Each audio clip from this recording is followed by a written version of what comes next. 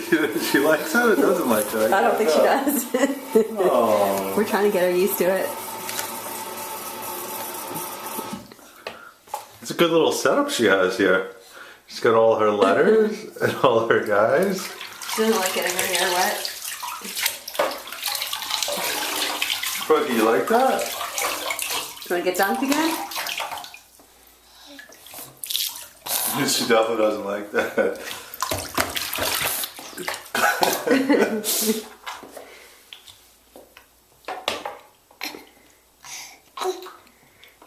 When they ask in swimming class if she likes getting her head dunked, we have to say no.